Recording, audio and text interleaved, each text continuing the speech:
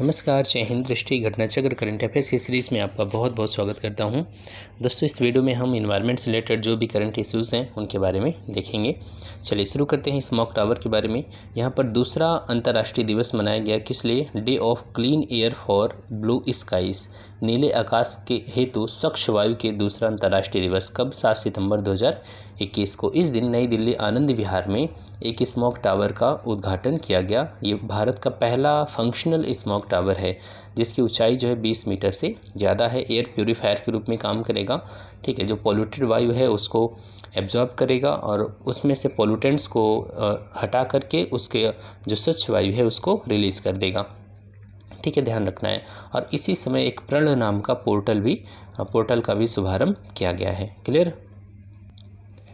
यहाँ पर केवल नई दिल्ली में ही नहीं बल्कि अन्य जगहों पर भी इस स्मॉग टावर का उद्घाटन किया गया। 7 सितंबर 2021 को ही चंडीगढ़ में भी एक स्मॉग टावर, इसके अलावा अगस्त में पहले ही इस स्मॉग टावर का उद्घाटन कनॉट प्लेस में किया गया था नई दिल्ली, दिल्ली के मुख्यमंत्री अरविंद केजरीवाल के द्वारा। ठीक है, ध्यान रखना है। आगे चलते हैं यहाँ पर नेक्स्ट, प्रथम डुगोंग संरक्षण रिजर्व। तमिलनाडु सरकार ने देश के पहले डुगोंग संरक्षण रिजर्व की स्थापना की घोषणा किया है। डुगोंग को हम सी काऊ भी बोलते हैं, समुद्री गाय। ठीक है, जानते होंगे आप इसके बारे में। और ये जो डुगोंग है भारत में मन्नार की खाड़ी, पाक की खाड़ी, कच्छ की खाड़ी, अंडमान निकोबार, इतनी जगहों पर ये डुगोंग देखने को मिलते हैं। ठीक है, और अगर आयुष्यन की लिस्ट की बात करें तो यहाँ पर ये वल्नरेबल कैटेगरी में, सुभेद्य कैटेगरी में आता है। इसको हम सी काऊ के रूप में भी जानते हैं, समुद्री गाय के रूप में भी जानते हैं। ठीक है, आगे चलते हैं। सीसा युक्त पेट्रोल से वैश्विक मुक्ति। अब दुनिया में कहीं पर भी लेड से युक्त पेट्रोल अब नहीं बेचा जा रहा है। ठीक है, और ध्यान रखना है, बहुत पहले से ही यूनेप जो हमारा है, यूनाइटेड नेशन एनवायरनमेंट प्रोग्राम, इसके द्वारा एक अभियान चलाया जा रहा था कि सीसा युक्त जो पेट्रोल है उससे मुक्ति मिले, क्योंकि सीसा जो होता है वो पॉल्यूटेंट के रूप में काम करके मनुष्य को नुकसान पहुंचा रहा होता है। तो यहाँ पर अब कोई भी विश्व में ऐसा देश नहीं है जो सीसा युक्त पेट्रोल का यूज़ करता हो। अल्जीरिया ने अभी जुलाई 2021 में घोषणा कर दिया। ये अंतिम देश था जो अभी तक पेट्रोल का यूज़ कर रहा था जिसमें लेड मिला होता था। ठीक है, तो अब कोई भी देश नहीं है जहाँ पर सीसा युक्त पेट्रोल यूज़ किया जाता हो। 4 नए भारतीय रामसर साइट। ठीक है, तो इस तरीके से 4 जो यहाँ पर रामसर साइट हैं इनको शामिल करने के बाद भारत में रामसर साइट की संख्या कितनी हो गई? 46 हो गई। ध्यान रखना है। अभी जो 4 शामिल किए गए हैं वो कौन है? 2 इसमें गुजरात से हैं और 2 कहाँ से हैं? हरियाणा से हैं। नाम क्या है इन चारों का? तो देखिए, गुजरात में जो 2 है उनका बधवाना आर्द्रभूमि वेटलैंड और थोल झील वन्यजीव अभ्यारण्य, और हरियाणा के 2 कौन है? भिंडवास वन्यजीव अभ्यारण्य और सुल्तानपुर राष्ट्रीय उद्यान। ठीक है, तो ये 4 को ऐड किया गया है। इस तरीके से भारत में रामसर साइट्स की जो संख्या है वो कितनी हो गई? 46 हो गई है। ठीक है, ध्यान रखना है बस, और इसमें सारी बातें नहीं याद रखनी है। क्लियर? चलिए आगे चलते हैं। अब यहाँ पर पूरे सबकी 46 की लिस्ट दे दी गई है तो ये बिल्कुल नहीं याद रखना। आगे चलते हैं। रामप्पा मंदिर और धौलावीरा वर्ल्ड हेरिटेज साइट के रूप में इनको घोषित किया गया है, रामप्पा मंदिर और धौलावीरा को। ठीक है, तो यहाँ पर इन साइट्स को रामप्पा मंदिर, धौलावीरा वर्ल्ड हेरिटेज साइट के रूप में इनको घोषित किया गया है। इतना ध्यान रखना, ये 2 नाम तो आपको पता ही होने चाहिए जो अभी हाल में जिनको शामिल किया गया है। ध्यान रखना है, ये 39वां था रामप्पा मंदिर, और जो धौलावीरा है वो 40वां स्थल है। तो भारत में अब तक देखें तो भारत के कुल 40 में से 32 जो हैं वो कल्चरल हैं, 7 जो हैं वो नेचुरल हैं, और 1 स्थल कैसा है? मिश्रित कैटेगरी में आता है जो वर्ल्ड हेरिटेज साइट में। ठीक है, ध्यान रखना है। तो अब तक 40 स्थल हैं जिसमें से 32 कल्चरल हैं, 7 नेचुरल हैं और 1 क्या है? मिक्स्ड कैटेगरी में आता है। ठीक है, तो भारत सुपर 40 क्लब में शामिल हो चुका है। सुपर 40 क्लब ऐसे देश हैं जहां पर कम से कम 40 स्थल यूनेस्को की वर्ल्ड हेरिटेज साइट में शामिल हैं। ठीक है, ध्यान रखना है। और ये जो रामप्पा मंदिर है ये तेलंगाना में है, और यहाँ पर काकतीय वंश के शिल्प कौशल का यह एक उदाहरण है। काकतीय वंश के शासकों ने इसका निर्माण किया था। ठीक है, ध्यान रखना है आगे। अब यहाँ पर बात करें, इससे शिव मंदिर यहाँ पर है, ये शिव मंदिर है, इसलिए इसे रुद्रेश्वर मंदिर भी कहा जाता है। अब यहाँ पर मार्को पोलो जो एक यात्री भारत आया हुआ था उसने कहा था कि दक्कन के मध्ययुगीन मंदिरों की आकाश गंगा का सबसे चमकीला तारा है। कौन सा? ये रामप्पा मंदिर। ठीक है, तो ध्यान रखना इतना। अब धौलावीरा की बात करें तो यह हड़प्पा कालीन सिंधु घाटी सभ्यता का एक धरोहर है। ठीक है, यहाँ से काफ़ी साक्ष्य भी मिले थे। और ध्यान रखना है इसके बारे में, मोहनजोदड़ो जो था पहला हड़प्पाई स्थल है जिसे 1980 में ही वर्ल्ड हेरिटेज साइट में शामिल कर लिया गया है। तो हड़प्पा तो आज पाकिस्तान में है, लेकिन धौलावीरा भारत में है। ठीक है, चलिए आगे चलते हैं। और एक चीज़ और, यह जो हमारा ग्रेट रन ऑफ कच्छ है यहाँ पर अब स्थित है धौलावीरा गुजरात में, और यहीं से कर्क रेखा भी होकर के गुजरती है। तो इतना पॉइंट आपको ध्यान रखना है। नेक्स्ट, मगरमच्छ संरक्षण। उड़ीसा देश का एकमात्र, उड़ीसा में एक ज़िला है केंद्रपाड़ा। ठीक है, केंद्रपाड़ा। तो केंद्रपाड़ा देश का एकमात्र ऐसा ज़िला है जहां देश में पाई जाने वाली मगरमच्छ की तीनों प्रजातियां पाई जाती हैं। कौन कौन सी तीनों प्रजातियां हैं तो आप यहां देख सकते हैं, घड़ियाल, मगर और मगरमच्छ। ठीक है, एक तो घड़ियाल हो गया, दूसरा मगर हो गया, और तीसरा क्या है, मगरमच्छ। तो तीनों प्रजातियां उड़ीसा में पाई जाती हैं। उड़ीसा का एक ज़िला है केंद्रपाड़ा। ठीक है, और बस इतनी सी बात इसमें। नेक्स्ट है डीप ओशन मिशन। हमारी सरकार जो है, cabinet committee on economic affairs ने डीप ओशन मिशन को मंजूरी दे दी है जून 2021 में। 5 साल के लिए लागू होगी, 2021 से 26 के लिए। ठीक है, इसमें क्या होगा, डीप ओशन मिशन में 3 व्यक्तियों को लेकर के एक पनडुब्बी 6000 मीटर की गहराई तक जाएगी, और वहाँ पर क्या होगा, एक जो भी पॉलीमेटेलिक नोड्यूल्स हैं, ठीक है, उनको खनन के लिए कोशिश करेगी। वैसे चाइना नीचे उसके पास सब ऐसी सबमरीन्स हैं जो काफ़ी गहराई में जाती हैं। हमारे पास अभी ऐसी सबमरीन्स नहीं हैं। ठीक है, तो वो नीचे बहुमूल्य धातुओं को समुद्र से ले भी जा रहा है। तो भारत सरकार भी ऐसी कोशिश अब कर रही है कि जो पॉलीमेटेलिक नोड्यूल्स हैं उनको हम 6000 मीटर की गहराई से खनन कर सकें। ठीक है, तो यही है डीप ओशन मिशन। क्लियर, ध्यान रखना है। 2021 से 30 का जो दशक है वो सतत विकास के लिए महासागर विज्ञान का दशक है। सतत विकास के लिए महासागर विज्ञान का दशक है, इतना ध्यान रखना है आपको। नेक्स्ट क्या है, यहाँ पर बात करें UNFF 16। तो ये 16वां सेशन है of the UN forum on forest. ठीक है, UN फोरम ऑन फॉरेस्ट मतलब वनों पर संयुक्त राष्ट्र मंच का ये 16वां सेशन आयोजित किया गया। कहाँ पर, न्यूयॉर्क में, संयुक्त राष्ट्र के हेडक्वार्टर पर। ठीक है, संयुक्त राष्ट्र के मुख्यालय में। यहाँ पर और कोई ख़ास बात इसके बारे में नहीं। आगे चलते हैं, वर्ल्ड एयर क्वालिटी रिपोर्ट 2020 के बारे में है। एक कंपनी है IQ एयर। ठीक है, IQ एयर, इसने वर्ल्ड क्वालिटी रिपोर्ट 2020 जारी किया। इसमें बताया गया कि दुनिया में सबसे ज़्यादा PM 2.5 पार्टिकुलेट मैटर 2.5 की सांद्रता कहाँ सबसे ज़्यादा है, तो वो है बांग्लादेश में, फिर पाकिस्तान में, और फिर भारत में। ठीक है, तो भारत यहाँ पर 3rd नंबर पर आता है PM 2.5 के मामले में। लेकिन अगर बात करें विश्व की सबसे प्रदूषित राजधानी कौन सी है, तो वो न्यू दिल्ली है। ठीक है, भारत की राजधानी नई दिल्ली। और अगर शहरों की बात करें इसमें, तो सबसे 5 प्रदूषित शहर की बात करें दक्षिण एशिया के, तो वो है गाज़ियाबाद 1st नंबर पे आता है, बुलंदशहर 2nd नंबर पे आता है, बिशरख 3rd नंबर पे आता है। फिर से यहाँ पर देखिए यूपी का एक ज़िला और नोएडा, ये भी आता है इसी में। तो गाज़ियाबाद सबसे प्रदूषित है, बुलंदशहर 2nd नंबर पे आता है। साउथ एशिया की बात हो रही है। ठीक है, और यहाँ पर देखें वर्ल्ड एयर क्वालिटी रिपोर्ट 2020 के अनुसार विश्व के अगर 30 हम प्रदूषित शहर को ले लें तो उसमें से 22 शहर कहाँ के हैं, भारत के हैं। तो ये नागरिकों के लिए भी, साथ ही सरकार के लिए भी, दोनों के लिए एक चिंता का विषय होना चाहिए, और एक्शन का भी यहाँ पर टाइम आ चुका है। आगे चलें, प्लेटिपस अभ्यारण्य। प्लेटिपस अभ्यारण्य ये विश्व का पहला अभ्यारण्य है जो स्थापित किया जा रहा है। कहाँ पर, ऑस्ट्रेलिया में। ध्यान रखना है, प्लेटिपस के संरक्षण के लिए विश्व का पहला अभ्यारण्य प्लेटिपस ये ऑस्ट्रेलिया में स्थापित किया जा रहा है। बस इतना ध्यान रखना है आपको। यहाँ पर प्लेटिपस का संरक्षण के लिए ऑस्ट्रेलिया में अभ्यारण्य स्थापित किया जा रहा है। नेक्स्ट, देश का 51वां बाघ अभ्यारण्य। तो 51वां नहीं, अब तो 52 हो चुके हैं। ठीक है, जो कि राजस्थान में बनाया जा रहा है। यहाँ पर देख ले 51वां बाघ अभ्यारण्य कहाँ पर है, तो ये है तमिलनाडु सरकार ने राज्य के 51 में 5वां, इस तमिलनाडु सरकार का 5वां है, और टोटल भारत में ये हो जाएगा 51वां। ठीक है, यहाँ पर देखिए श्री विल्लुपुथूर मेघामलई, ये है अभ्यारण्य का नाम। ये देश का 51वां अभ्यारण्य टाइगर रिजर्व है। ठीक है, नाम क्या है, श्री विल्लुपुथूर मेघामलई। ठीक है, ध्यान रखना है। और जो 52वां है वो रामगढ़ विषधारी है। ठीक है, बूंदी जिले में, राजस्थान में है रामगढ़ विषधारी। नेक्स्ट है 40वां भारतीय अंटार्कटिक मिशन। तो आप जानते हैं कि यहाँ पर 40वां भले ही याद हो ना हो, लेकिन भारत के अब तक के मिशन आपको पता होने चाहिए। ठीक है, सबसे पहला जो हमारा था दक्षिण गंगोत्री था, फिर मैत्री था और फिर भारती था। तो अभी हमारे वैज्ञानिक अपने स्टेशन के लिए रवाना हुए थे। ठीक है, 7 जनवरी 2021 को गोवा से रवाना हुए। फिर वो 30 दिन की यात्रा करके वहाँ पर अंटार्कटिका पहुँच गए। ठीक है, ध्यान रखना इतना।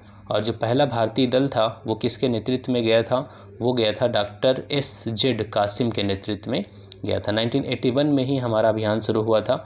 ठीक है, और एक अंटार्कटिक ट्रीटी भी है, भारत उसका सिग्नेटरी है, भारत ने उस पर साइन भी कर रखा है।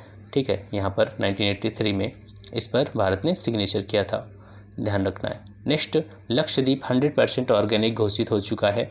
लक्षद्वीप में एक भारत का पहला यूटी है, यूनियन टेरिटरी है, जहाँ पर 100% जो एग्रीकल्चर होती है वो ऑर्गेनिक है। ठीक है, ध्यान रखना है। इसके अलावा सिक्किम के बारे में आप जानते हैं 2016 में ही सिक्किम को दुनिया का पहला यहाँ पर स्टेट घोषित किया गया जो पूरी तरीके से जैविक कृषि करता है।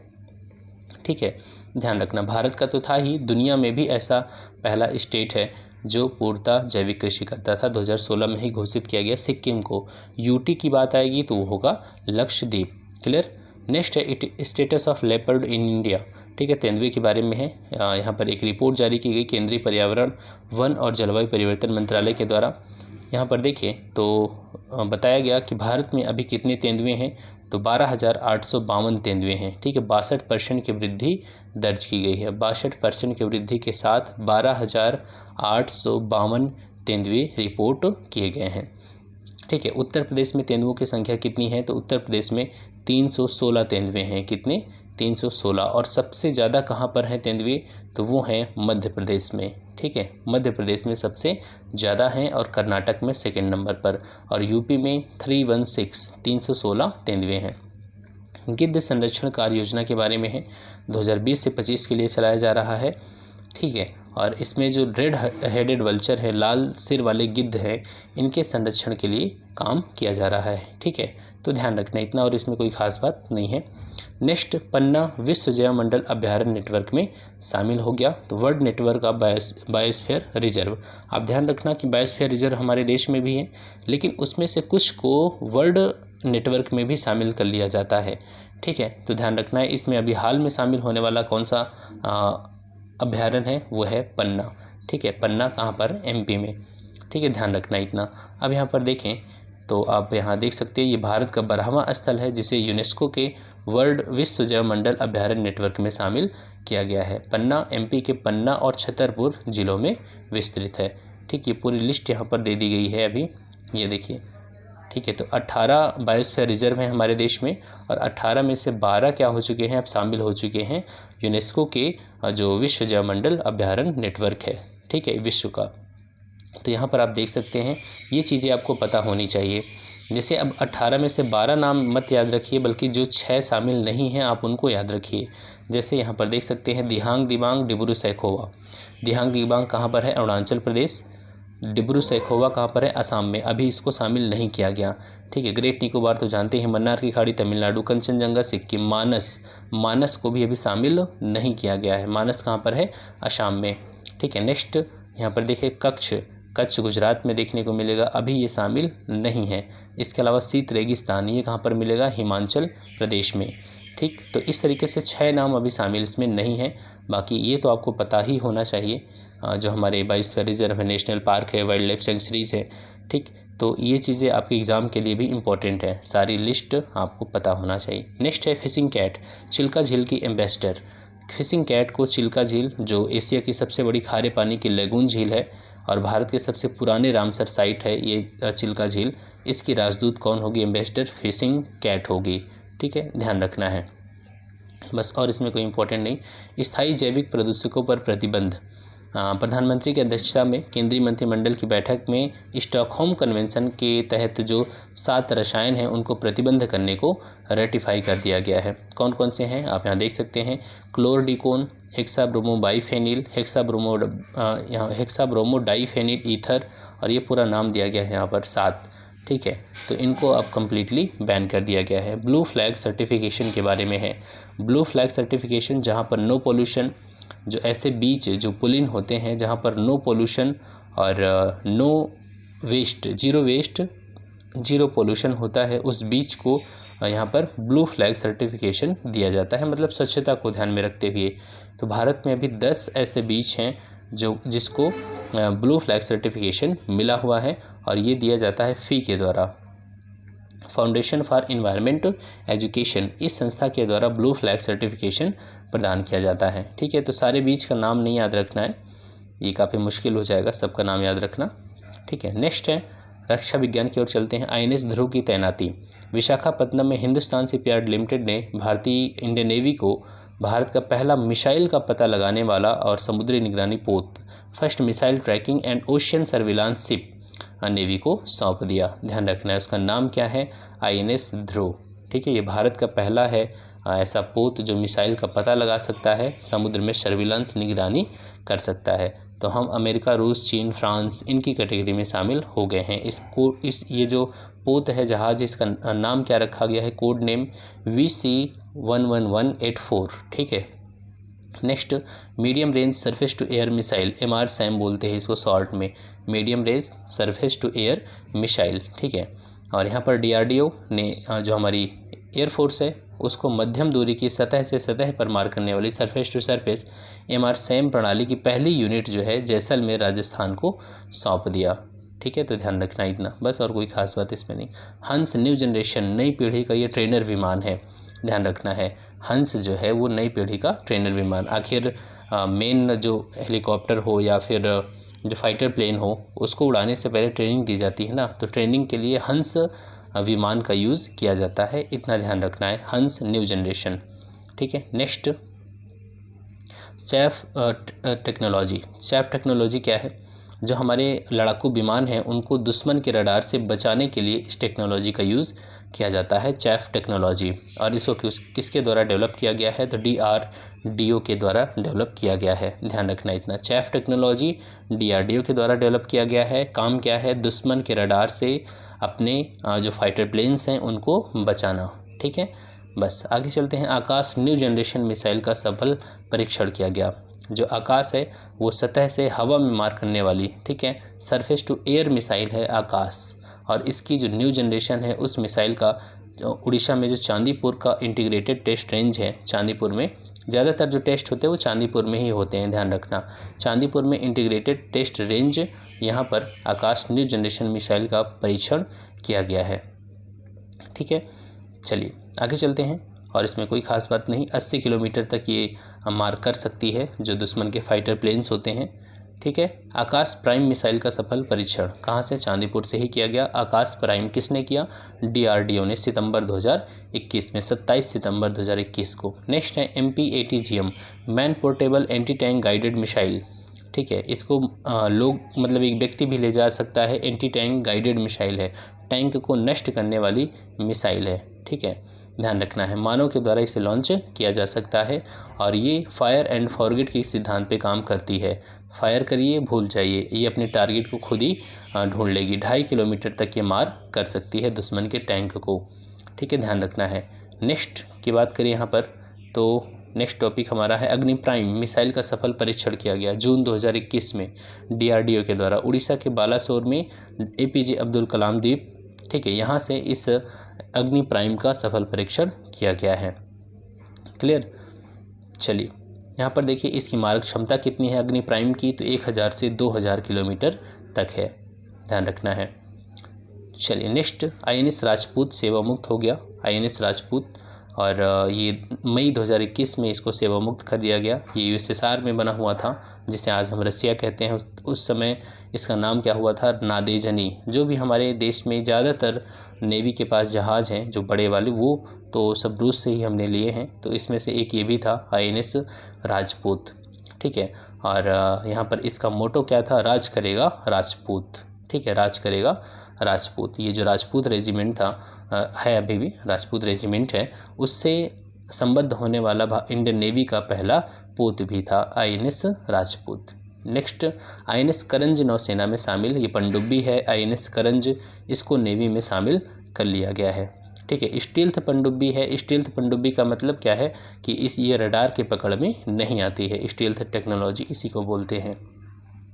नेक्स्ट बात करें तो मुख्य युद्धक टैंक, मेन बैटल टैंक, देखिए MBT, main battle tank, news में भी आता होगा। अभी चाइना बॉर्डर पर जो हम यहाँ पर टैंक लगाते हैं, ठीक है, वहाँ पर हम MBT का यूज़ करते हैं, मेन बैटल टैंक। यहाँ पर अर्जुन मार्क 1A, ठीक है, जो अर्जुन टैंक है उसी का एक उन्नत संस्करण है मार्क 1A, ठीक है। तो हमारे मोदी जी ने चेन्नई के जवाहरलाल नेहरू इंडोर स्टेडियम में आयोजित एक समारोह में MBT मार्क 1A को इंडियन आर्मी को सौंप दिया, ठीक है।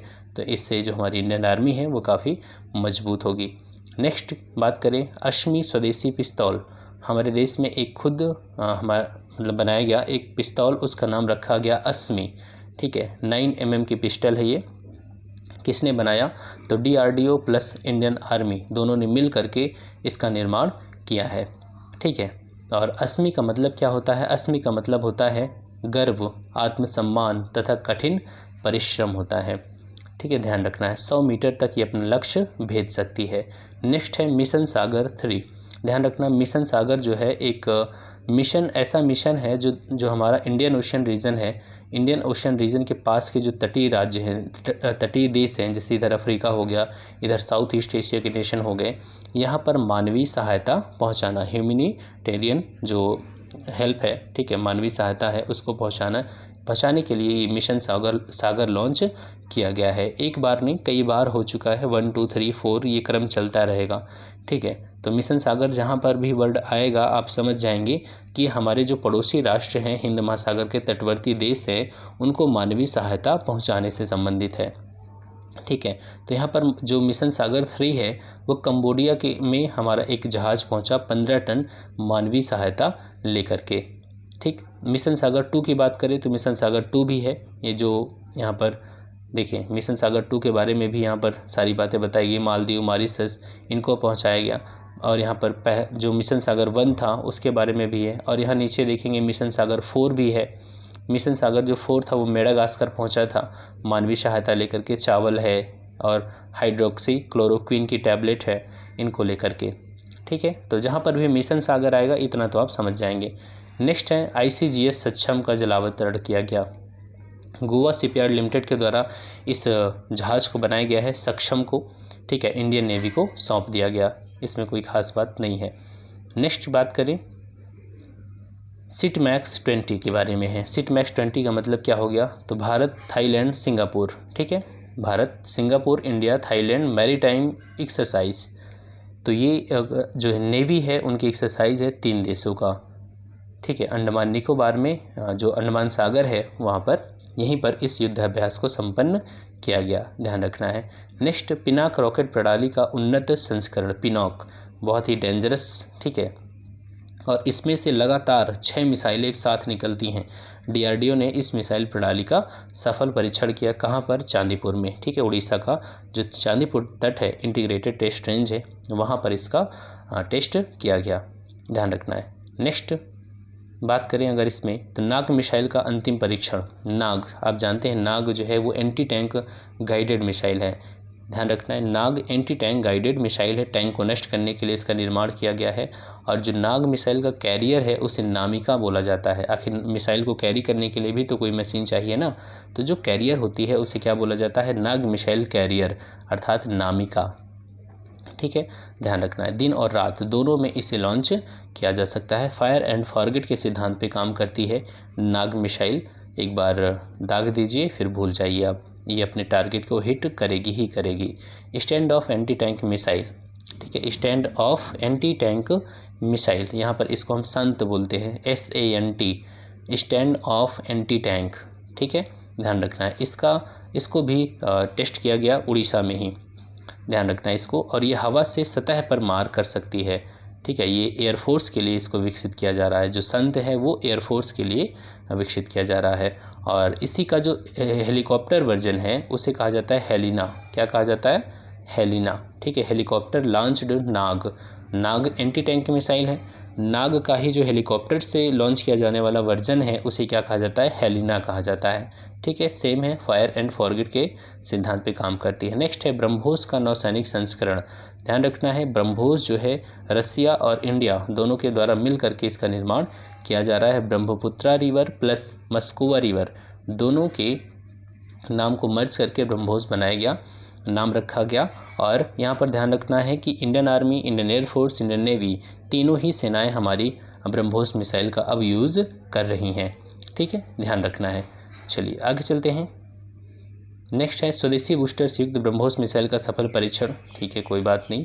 नेक्स्ट है रुस्तम 2 ड्रोन का सफल परीक्षण। तो रुस्तम अगर आपसे पूछ लिया जाए तो रुस्तम क्या है, एक ड्रोन है, UAV है, अनमैन्ड एरियल व्हीकल है। रुस्तम के कई हैं यहाँ पर वर्जन 1, 2 एंड 3। तो रुस्तम जो 2 ड्रोन है उसका सफल परीक्षण DRDO ने किया। 16,000 फीट की ऊंचाई तक उड़ सकता है, 8 घंटे तक लगातार उड़ सकता है, ठीक है।